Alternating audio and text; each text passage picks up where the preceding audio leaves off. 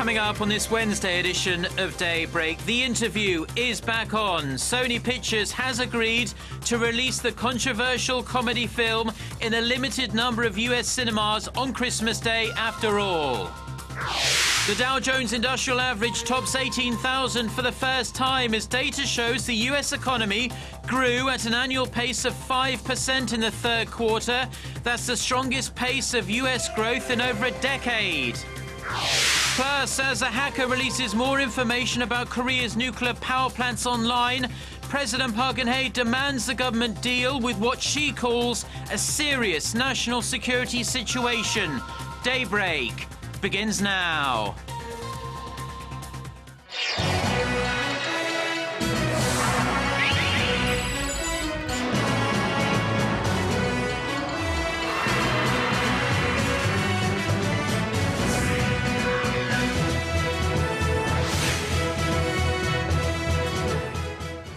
Hello and thanks for joining us. To our viewers around the world, it's 6 a.m. on Wednesday, December 24th. Here in Seoul, I'm Mark Broom and you're tuned in to Daybreak.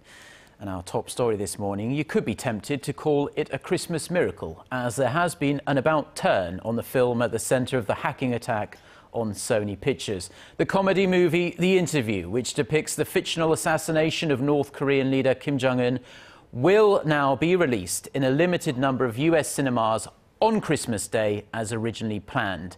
The New York Times reports that the biggest theatre chains in the US are still unlikely to screen the film, but Sony will likely be able to patch together distribution to 200 to 300 smaller independent theatres. Representatives from the 4 largest theatre chains in the US have declined to comment, only saying the negotiations over the film's release are ongoing. Now, the White House says President Obama welcomes Sony's decision, as America is a country that believes in free speech. Meanwhile, internet service in North Korea shut down for a second time on Tuesday for about an hour. And while it's up again, service is said to be spotty at best, and we're still no clearer about what caused the outage. And China has warned the international media against accusing Beijing of hacking into North Korea's internet networks. China's foreign ministry said on Tuesday that reports indicating any involvement are false and purely speculative. Regarding the Sony hacking incident, the Chinese ministry said it was keeping a very close eye on both Pyongyang and Washington and called on the two countries to resolve their deep differences through dialogue. The US State Department says it's unlikely North Korea will be put back on its list of states that sponsor terrorism. Now, there had been speculation the US could place Pyongyang back on this list after the FBI determined last week that the North did carry out that massive cyber attack on Sony Pictures. A State Department spokesperson said any move would be largely symbolic anyway, as a redesignation would have zero practical effect in regards to sanctions. She added that North Korea is already one of the world's most heavily sanctioned countries. North Korea was originally put on this US terrorism sponsor list all the way back in 1987 after it bombed a Korean air flight, but the US removed Pyongyang from the list in 2008 under the George W. Bush administration in exchange for progress in talks about denuclearization. The United Nations Security Council has decided to put North Korea's human rights violations on its agenda for the first time. This despite strong opposition from China and Russia, as you might expect. However, this does mean now that the topic can be brought up at any time it is deemed necessary for the next 3 years at a minimum. Our Connie Lee reports.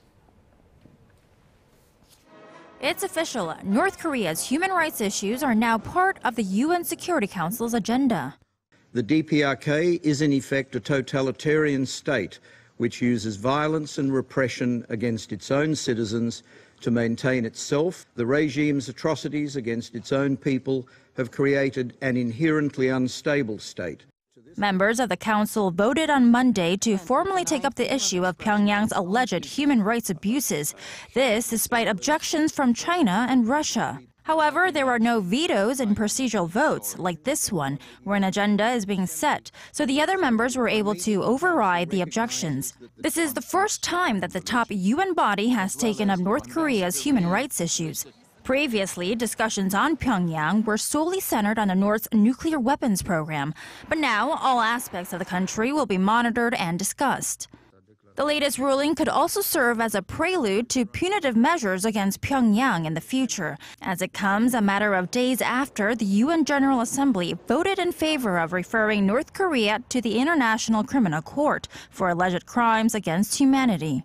North Korea, which has refused to cooperate at every step, quickly denounced the decision. Monday's report follows a stinging UN report released in February that said North Koreans face unspeakable atrocities. These include forced labor in the country's prison camps, deliberate starvation, executions, and torture. This latest move ramps up international pressure on Pyongyang to finally treat its own people better. Connie Lee, Arirang News.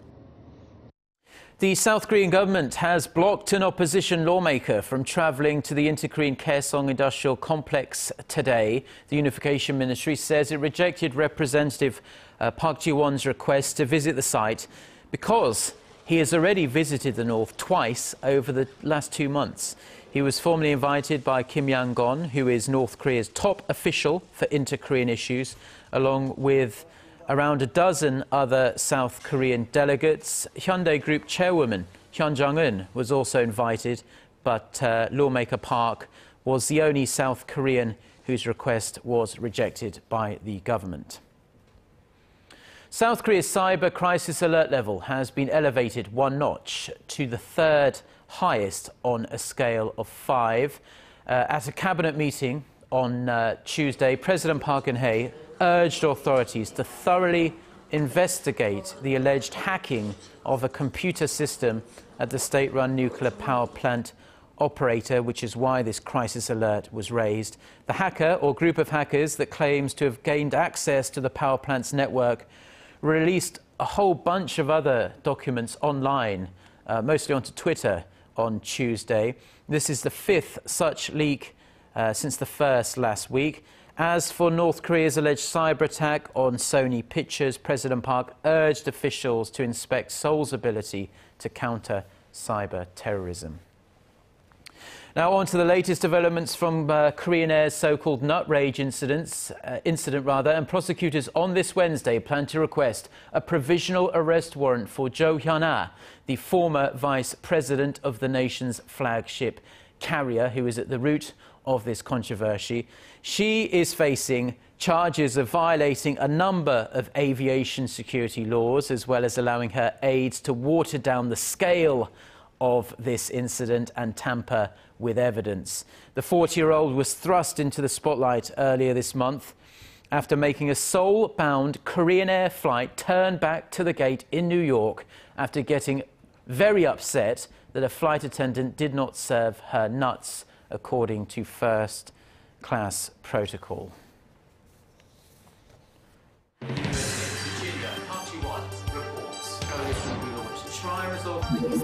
We start before the sun rises to bring you the latest stories out of Korea. We also lead the way with important global coverage. Stay on the pulse of what is happening with Daybreak.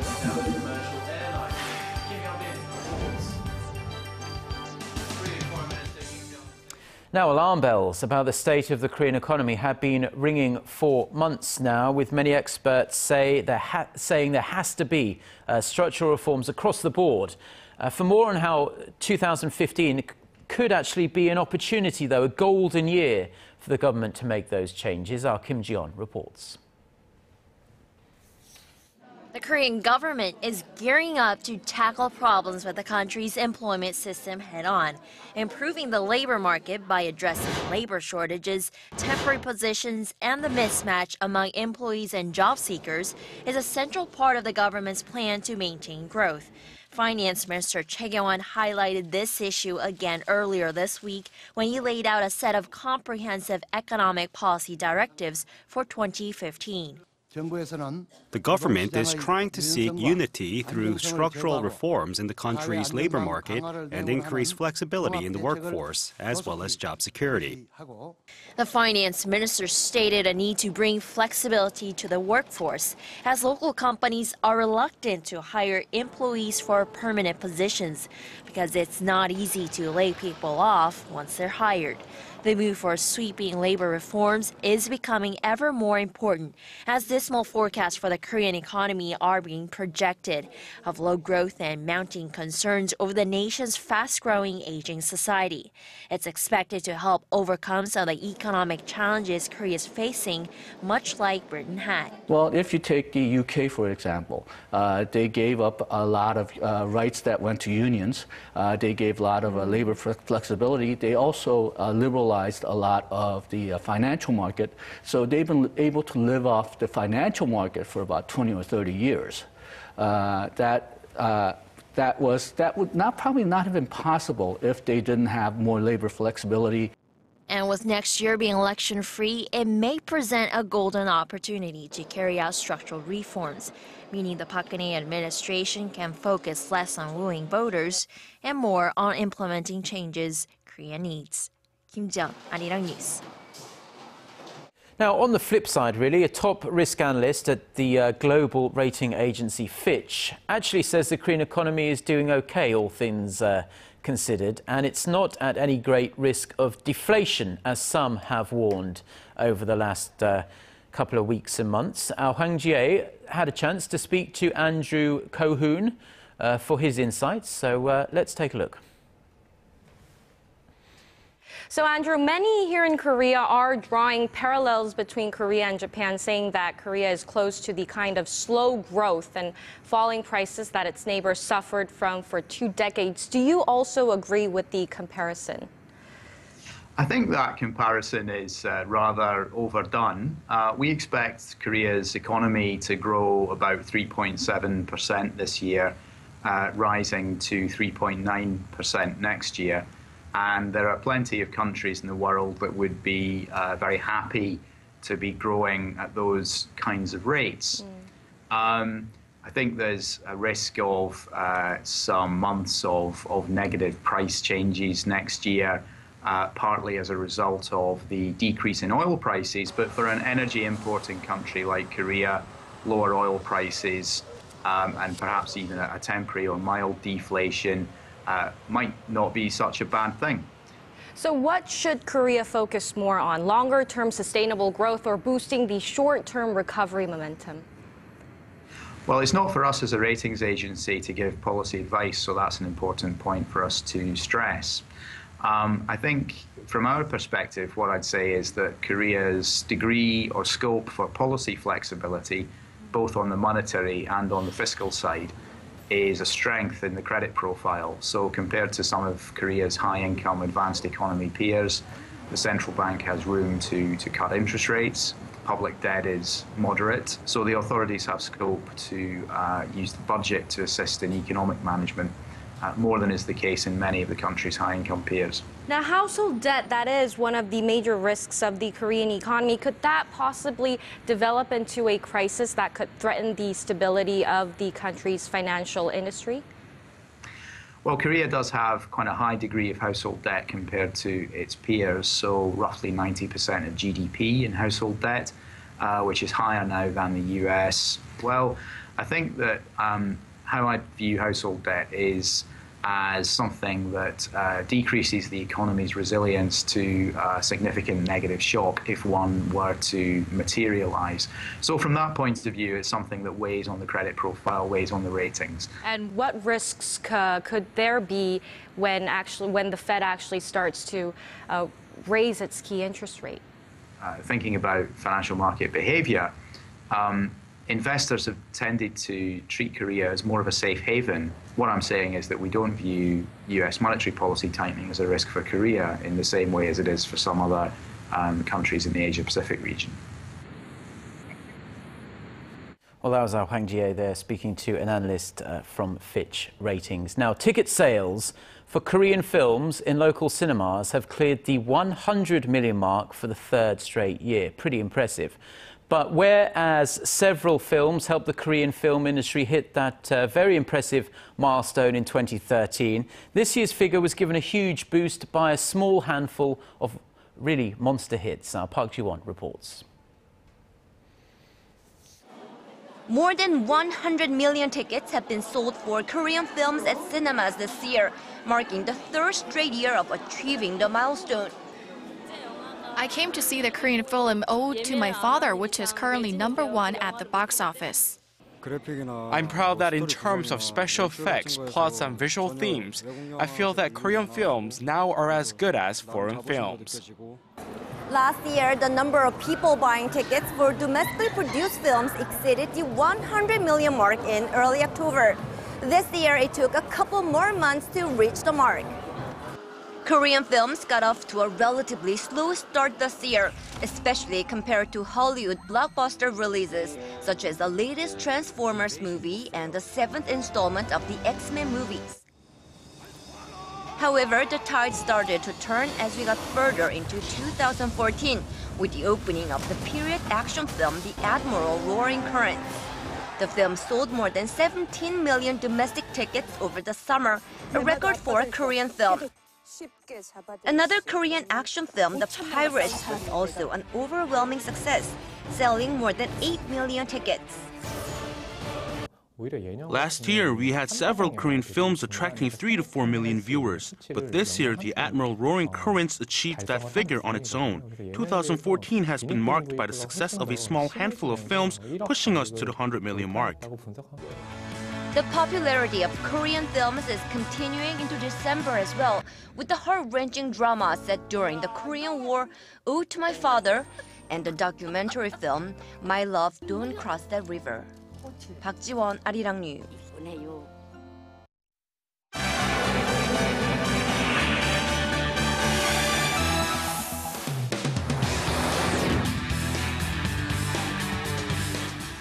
Well, it's time now for a look through the global headlines we're following on this Christmas Eve morning here in Seoul. For that, we turn to Son Jung-in, standing by at the news center. Good morning, Jung-in. Good morning, Mark. The U.S. economy had its best quarter in 11 years, propelled by healthy consumer spending.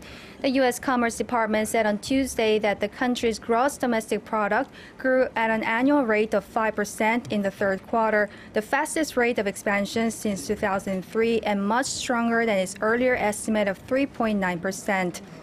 Stocks reached record highs after the government's latest data reassured investors that the U.S. economic expansion could boost the global economy. Experts attributed the robust growth to strong consumption, especially on healthcare services, while business investment and government spending also rose. France is stepping up police and military patrols in public spaces in the wake of recent violent attacks across the country. Local authorities ordered the deployment of 300 extra soldiers to popular public spots over the Christmas period amid worries of a possible terrorist threat. The decision came after the country faced a string of attacks over the recent days, including the incident on Monday when a man drove a van into a crowded market in Nantes, injuring more than 10 people. 2 days earlier, a man stabbed 3 police officers in the city of Tours before being shot dead.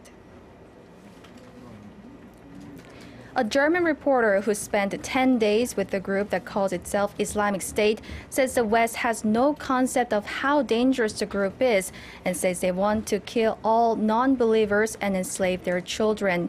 74-year-old Wirgen Tottenhofer, who spent most of his time in Mosul in northern Iraq, says IS is much stronger and much more dangerous than anyone in the West realizes. The veteran journalist says the group is extremely brutal and added that most concerning of all was IS fighters' belief that all religions who agree with democracy have to die. Ukraine's parliament voted Tuesday to abandon the country's non-aligned status with the aim of eventually joining NATO. The amendment was approved easily, receiving 303 votes to 9.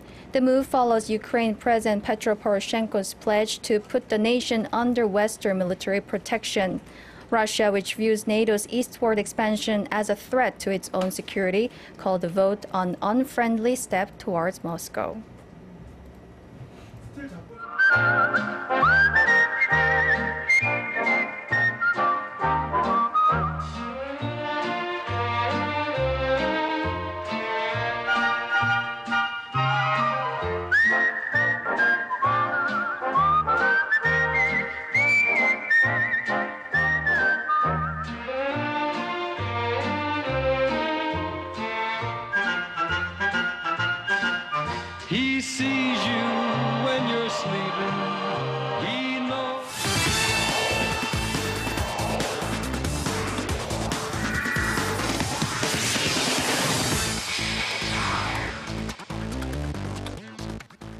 And a good Wednesday morning to you all as we kick things off with the 2014 KFA Award Ceremony, which took place on Tuesday afternoon as the Korea Football Association honored some of the top footballers of the year. And of course, for the second straight year, Bayer Leverkusen star Son Heung-min was named the KFA's Male Football of the Year as he currently has 11 goals in 26 matches so far this season, on pace to break his career high of 12, which he set last season. Now also for the second straight year as well, and fourth time overall, Chelsea lady star Ji So-yeon was named the KFA's Female Footballer of the Year as she helped her club finish second in the FA Women's Super League in her first season with the team. And now moving over to women's golf, where 17-year-old Lydia Ko capped off her impressive 2014 season by jumping up to number 2 in the latest world golf rankings. Now, the Korean New Zealander, who finished off the season by winning the CME Tour Championship and cashing in a total of $1.5 million last month, surpasses Stacey Lewis and is now ranked number 2 in the latest world rankings. Ko, who made her professional debut last year, became the youngest rookie of the year and made an impressive 41 consecutive cuts. Meanwhile, Park In-bi remains at the top of the rankings for the 9th straight week, with Ryu So-yeon and Kim Hyo-ju ranked 7th and 8th, respectively. And from golf to baseball this time, where after it was revealed that the Pittsburgh Pirates were the team that placed the highest bid on Nexen hero slugger Kang Jung-ho, the contract negotiation deadline is set for January 20th. But is there room for the Korean slugger? Now, the Pirates, who finished second in National League Central this past season, has been lacking power, and Kang Jung-ho might be the guy they're looking for. But with uncertainties on which infield position he might play, the competition in the infield is fierce. Now, currently, Jordy Mercer is the starting shortstop, followed by Neil Walker in second and Josh Harrison in third. But experts believe that Mercer is the weakest link in the group, and Kang might have his wish in playing shortstop at a major league level. And now finishing things off in winter sports, the nation has hosted a couple of ISU events this year, including the Speed Skating World Cup back in November and the most recent Short Track World Cup. And the success of these events might lead to a successful 2018 Pyeongchang Winter Games. Now, Korea, which usually hosts figure skating events, have been hosting other international skating events this year, and judging by the number of fans who showed up to the Taenong International Ice Rink and the Mokdong Ice Rink, fan attendance might not be an issue come 2018 in Pyeongchang. Now, according to Kim Dong-sung, a former short track star, he's been impressed with the way the international events were organized and is hopeful for bigger international events. And that's going to wrap it up for me. This has been SJ. Have a great rest of the day and see you guys again for your sports needs.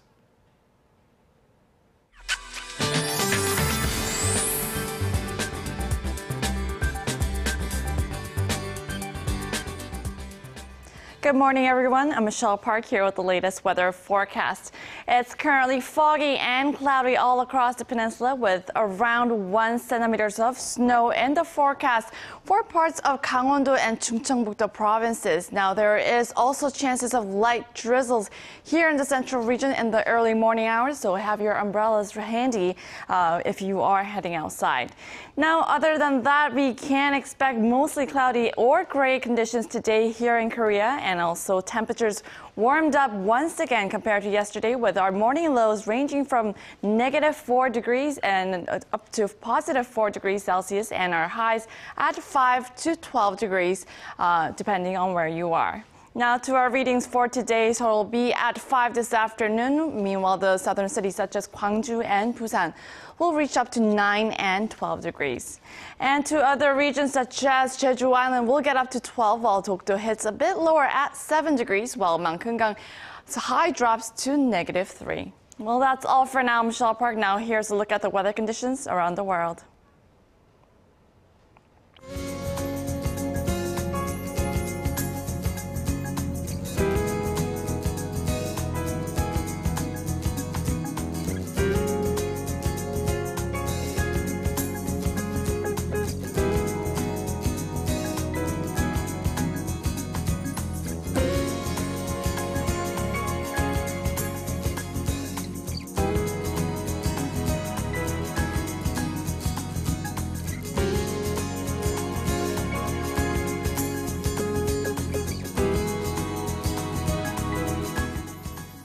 Well, that's going to do it for now. Korea Today is coming up at the top of the hour. And if we don't see you again, do have a wonderful Christmas. Goodbye.